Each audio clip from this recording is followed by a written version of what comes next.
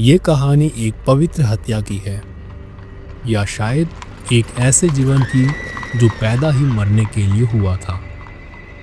उस वर्ष की शुरुआत में ही मौसम अजीबोगरीब हो गया था। जनवरी में बर्फ नहीं पड़ी, लेकिन मार्च में काले बादल छा गए। कुछ ननों ने दावा किया था कि उन्होंने रात को बिना सिर वाली औरत को कॉन्वेंट के कब्रिस्तान में घूमते हुए देखा था, लेकिन चर्च ने कहा कि ये केवल वहम है। कॉन्वेंट की सबसे शांत, सबसे विनम्र नन का नाम था जोसेफ रोसेंथाल। सिर्फ 23 साल की उम्र में उसने सांसारिक जीवन को त्याग कर प्रभु की सेवा को अपनाया था, और हर दिन पूजा और हर रात मौन।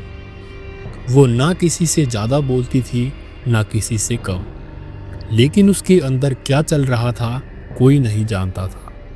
वो कहती थी कि मैंने अपना जीवन प्रभु को सौंप दिया है, लेकिन किस प्रभु को वो कोई नहीं जानता था। एक रात वो अचानक गिर पड़ी। उसके मुंह से गाढ़ा खून निकला और नन्नू ने चीख कर डॉक्टर को बुलाया। तो जब डॉक्टर आया और जो उसने कहा, उसने सबकी नींद हिला दी। उसने कहा कि ये लड़की गर्भवती है। पहले किसी को यकीन नहीं हुआ। जब दूसरे लोगों ने पूछा कि ये कैसे संभव है, ये तो कभी कॉन्वेंट के बाहर गई ही नहीं है, और इसका शरीर भी इतना कमज़ोर है कि ये गर्भ धारण कर ही नहीं सकती है। लेकिन डॉक्टर ने दोबारा जांच कर कहा कि ये बच्चा जल्द ही जन्म लेगा, ये कोई भ्रम नहीं है। अब चर्च के अंदर एक तूफान मच गया। कुछ लोगों ने कहा ये प्रभु की कृपा है, लेकिन कुछ ने फुसफुसाते हुए कहा कि नहीं, ये कुछ और ही है, ये शैतान हो सकता है। जोसेफिन को अलग कमरे में बंद कर दिया गया और किसी को मिलने की इजाज़त नहीं थी। दिन में वो सोई रहती थी, लेकिन रात में उसकी आवाज़ कॉन्वेंट की दीवारों से टकराती थी। कुछ ननों ने दावा किया कि उन्होंने उसे रात को बड़बड़ाते हुए सुना है। वो कहती थी कि वो मेरे अंदर है, वो मुझसे बातें करता है, लेकिन उसकी आवाज़ किसी आदमी की नहीं, ना ही किसी औरत की है। कभी कभी वो जोर से हंसती थी, जैसे कोई उसके भीतर बैठा हो और उसे चिढ़ा रहा हो। प्रेगनेंसी के 9वें महीने तक आते आते जोसेफिन का शरीर जवाब देने लगा था। उसका चेहरा पीला पड़ चुका था, लेकिन उसकी आंखें चमक रही थी। वो कहती थी कि अब वो आना चाहता है, अब वो जन्म लेना चाहता है। और फिर क्रिसमस के 3 दिन पहले जोसेफिन को अचानक प्रसव पीड़ा शुरू हुई। बारिश हो रही थी, बिजली चमक रही थी। जोसेफिन को कमरे में लाया गया। 4 नन उसे थामे हुए थे। वो चिल्लाई नहीं, बस कहती रही कि वो आ रहा है, वो आ रहा है। और तभी एक बच्ची ने जन्म लिया। लेकिन उसी क्षण जोसेफिन की आंखें पलट गईं। उसका शरीर ठंडा पड़ गया। उसने बिना एक भी करहा की दम तोड़ दिया, और उस बच्ची का नाम रखा गया मारिया रोसेंथाल। एकदम चुप बच्ची, ना रोई ना मुस्कुराई, बस अपनी नीली आंखों से सबको देखती रही। कुछ दिनों में लोगों ने महसूस किया इस बच्ची में कुछ अलग है। उसकी आंखें कभी नीली दिखती थी, कभी भूरी। उसकी हंसी में 2 आवाज़ें थी, एक लड़की की, एक लड़के की। कुछ ननों ने देखा उसके शरीर में स्त्री और पुरुष दोनों के लक्षण थे। वो बच्ची पूरी तरह लड़की नहीं थी और ना ही पूरी तरह लड़का था। किसी ने कहा ये ईश्वर का वरदान है, किसी ने कहा ये मसीहा है, लेकिन कुछ ने धीमे स्वर में कहा ये शैतान है, और अगर नहीं है तो भी ये हमारे लिए खतरा है। जिस दिन मारिया का जन्म हुआ, चर्च की घंटियां एक अजीब सुर में बजी थी, जैसे कोई अदृश्य हाथ उन्हें चला रहा हो। गांव वालों ने कहा ऐसा सुर हमने पहले कभी नहीं सुना है। किसी ने कहा ये संकेत है ईश्वर किसी को भेज रहा है, लेकिन सच्चाई शायद उससे कहीं ज़्यादा पेचीदा थी। मारिया को कन्वेंट के ही भीतर पाला गया। उसका बाहर की दुनिया से कोई संपर्क नहीं था, लेकिन धीरे धीरे उसकी खबर बाहर फैलने लगी। पहला चमत्कार एक 9 वर्षीय लड़की के साथ हुआ। वो जन्म से गूंगा था, तो उसकी माँ किसी तरह कॉन्वेंट पहुंच पाई, और जब उसने मारिया को गोद में लिया तो बच्चा अचानक चिल्लाया, माँ। सिर्फ एक शब्द, लेकिन वो शब्द आग की तरह फैल गया। लोगों की भीड़ लगने लगी। कोई अपाहिज था, कोई अंधा, कोई अपने बच्चे को लेकर आया, कोई अपनी पत्नी की लाश लेकर, और बार बार कुछ न कुछ घटता रहा। कोई आंखों से देखने लगा, कोई उठकर चलने लगा, कोई बस मारिया की सांसें सुनकर ही मुस्कुरा उठा। अब गांव वाले उसे देवी मारिया कहने लगे। कुछ ने तो ये कह दिया कि ये मसीहा है, ईसा मसीह का पुनर्जन्म हुआ है। लेकिन चर्च भय में डूब चुका था। एक गुप्त बैठक बुलाई गई। दीवारों के पीछे बाइबल नहीं खोली गई, बल्कि पुराने छुपाए हुए ग्रंथ निकाले गए। मुख्य कार्डिनल ने कहा कि अगर ये मसीहा है तो चर्च की सत्ता खत्म हो जाएगी, और अगर ये शैतान है तो हम सबको ले डूबेगा। और तब एक फैसला हुआ, इस बार क्रिसमस पर प्रभु को बलिदान चाहिए। लेकिन क्या मारिया को इसके बारे में पता चल गया था, या शायद उसने पहले ही सब कुछ महसूस कर लिया था? क्योंकि बलिदान से ठीक एक हफ्ते पहले उसने खाना बंद कर दिया था। नन्हे जब उसे दूध पिलाती थी तो वो मुस्कुराती थी, कोई उसे दवाई देता था तो वो सिर हिलाती थी। उसके ओंठों पर एक ही वाक्य रहता था कि तुम लोग नहीं समझोगे, मैं जो हूँ वो तुमने बनाया है। और फिर आया 24 दिसंबर, क्रिसमस की पूर्व संध्या।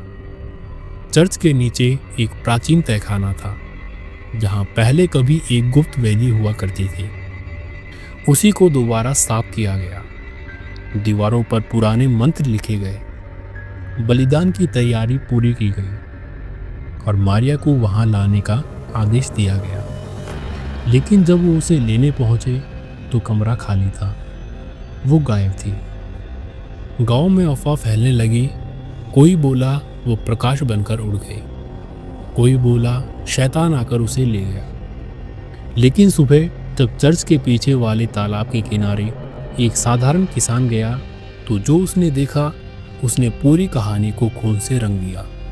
एक पत्थर पर पड़ी थी मारिया की लाश। उसका सिर उसके धड़ से अलग रखा गया था, लेकिन कटा नहीं था, बल्कि ऐसा लगा जैसे बड़े सम्मान से अलग किया गया हो। उसकी आंखें खुली थी और चेहरा शांत। शरीर के पास एक चिट्ठी मिली, जिसमें लिखा था, मैं ईश्वर नहीं हूँ, ना शैतान, मैं वो हूँ जो तुमने मुझे बनाया, और अब मैं खुद को मुक्त कर रही हूँ। लेकिन कहानी यहीं पर नहीं रुकी। मारिया के सिर को लोहे के एक संदूक में बंद कर दिया गया। उस संदूक को कॉन्वेंट के तहखाने में गाड़ दिया गया, और ऊपर एक पत्थर रखा गया, जिस पर लिखा था कि जो दिखती थी प्रकाश की पुत्री, वो थी हमारी सजा, उसको याद ना रखो। लेकिन 163 साल बाद 1905 में जब उस कन्वेंट की मरम्मत हो रही थी, तो एक मजदूर ने उस पत्थर को खोद डाला। संदूक मिला जंग लगा हुआ, टूटा फूटा, लेकिन अंदर से आज भी खून की बदबू आ रही थी। किसी ने वो संदूक खोलने की हिम्मत नहीं की। लेकिन उसी रात 2 मजदूर भागते हुए आए और बोले, हमने एक लड़की को देखा, दीवार पर चल रही थी, लेकिन उसका सिर नहीं था। तो आज भी हर क्रिसमस की रात जब हॉनरवार्ड कॉन्वेंट की घंटियां बजती है, तो कोई कहता है एक लड़की दीवारों पर चलती है। वो देखती है, लेकिन उसकी आंखें नहीं होती। वो गाती है, लेकिन उसका मुंह नहीं होता। और फिर कोई पूछता है, वो नन कौन थी, वो बच्ची कौन थी, क्या वाकई में ईश्वर ने उसकी बलि ली? वर्ष था 1905। जमाना बदल चुका था। कॉन्वेंट अब खाली हो चुका था। बस कुछ वृद्ध नन्हें बची थी, और कुछ पादरी जो वहाँ केवल रविवार प्रार्थना के लिए आते थे। लेकिन उस साल क्रिसमस से पहले कॉन्वेंट की मरम्मत का काम शुरू हुआ था। दीवारें झड़ रही थी, लकड़ी सड़ चुकी थी, छत टपक रही थी। 4 मजदूर आए। वो साधारण लोग थे, एक बढ़ई, एक राजमिस्त्री और 2 लड़के जो सामान उठाते थे। उनके लिए ये कॉन्वेंट सिर्फ एक टूटी हुई इमारत थी, लेकिन किसी ने उन्हें यह नहीं बताया था कि वो लोग किस जमीन पर कदम रख रहे हैं। 14 दिसंबर 1905 सुबह के 11 बजे मिट्टी हटाते हुए उनमें से एक लड़के को कुछ लोहा जैसा टकराया। वो चौंका। उसने बाकियों को बुलाया। जब सब ने मिलकर खुदाई की तो एक लोहे का पुराना संदूक बाहर आया। जंग लगा था, भारी था और उस पर कुछ खुदा हुआ था और अब साफ पड़ा नहीं जा रहा था। बढ़ई बोला, शायद कोई पुराना डोनेशन बॉक्स होगा। मजदूर ने मजाक में कहा, कहीं अंदर कोई खजाना तो नहीं है। उन्होंने उसे खींचकर कॉन्वेंट के हॉल में रखा, जहां अब कोई नहीं आता था। वो संदूक अगले 2 दिन वहीं पड़ा रहा, लेकिन 16 दिसंबर की रात कुछ घटा। राजमिस्त्री, जिसका नाम था मैथ्यूज, वो रात में वहीं सो गया था। बाकी चले गए थे। सुबह जब वो उठा, उसका चेहरा सफेद था।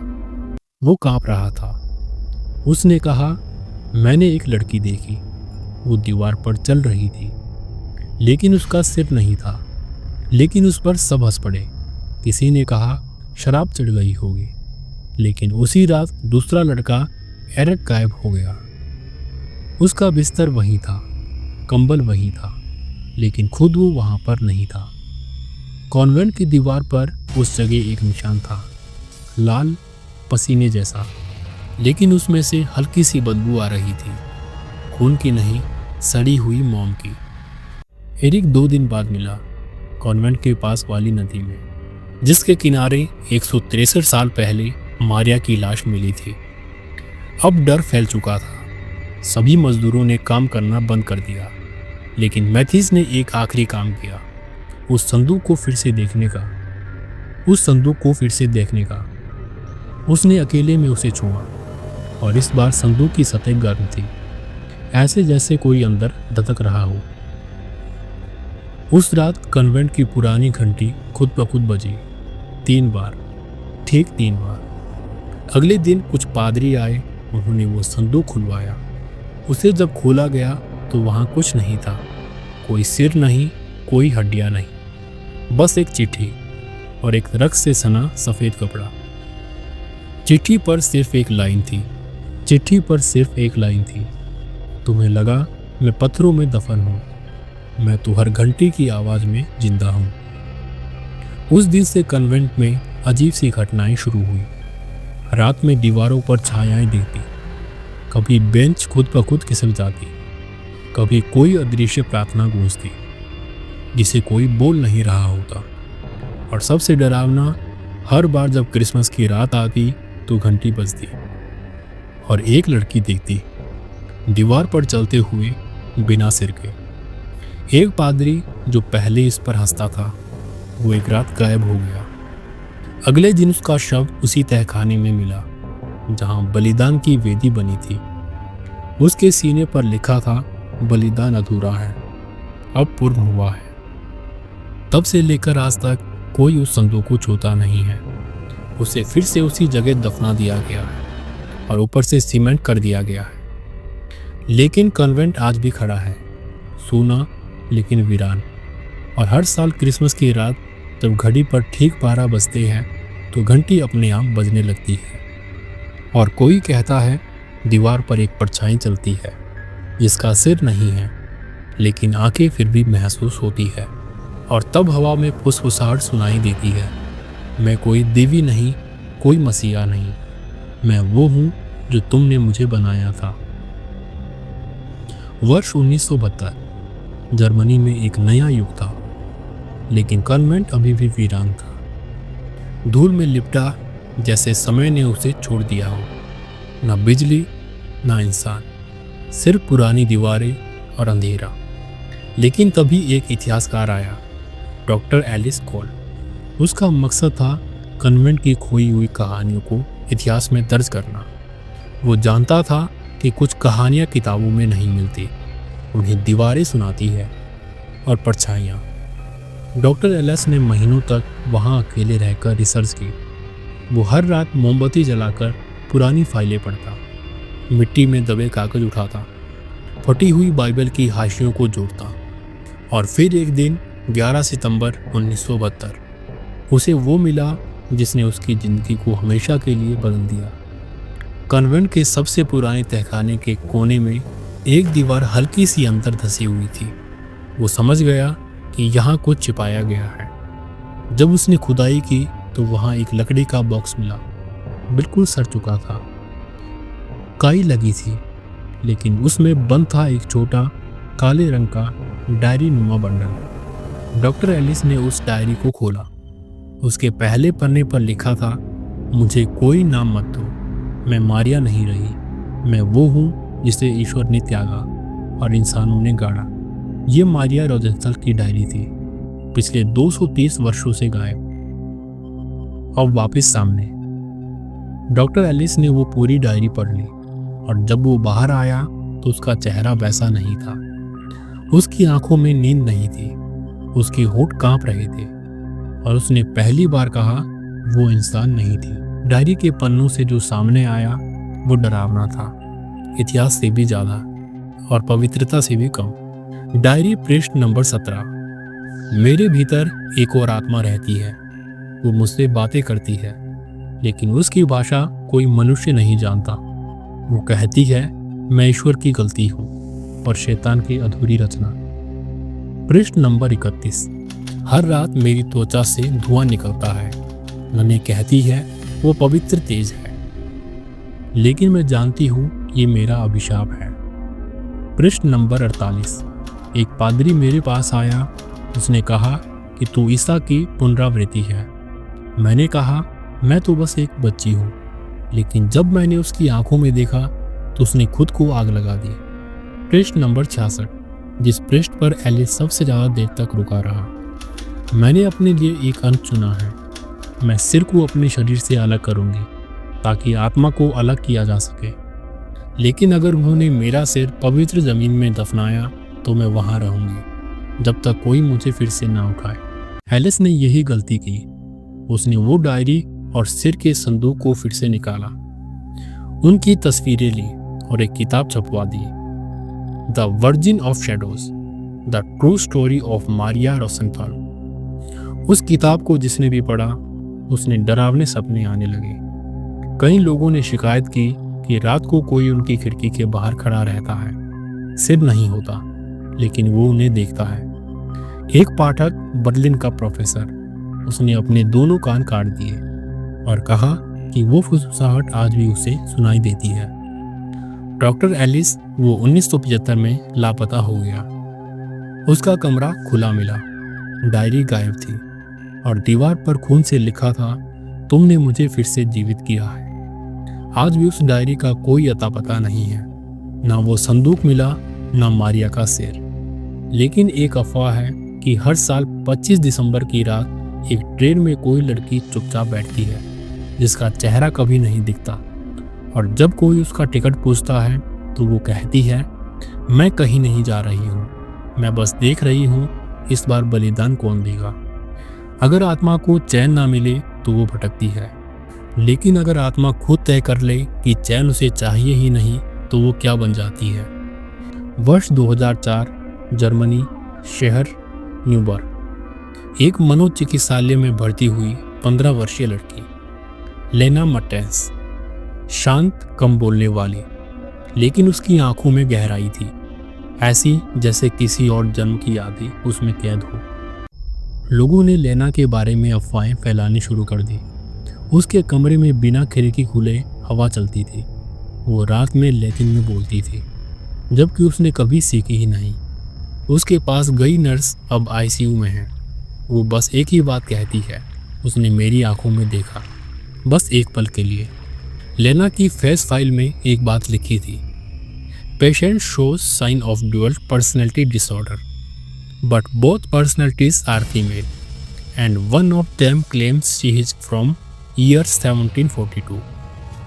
लेना को हफ्ते में एक बार हाइपोनिसिस के लिए ले जाया जाता था, और हर बार जब वो ट्रांस में जाती थी तो एक अजीब सी लहजे में बोलती थी, डॉक्टर ने पहले इसे नाटक समझा, लेकिन मनोविश्लेषक डॉक्टर कैरिन ब्लम ने इस केस को गंभीरता से लिया। वो इतिहास जानती थी। उसने 1972 में छपे किताब वर्जिन ऑफ शैडोज पढ़ रखी थी।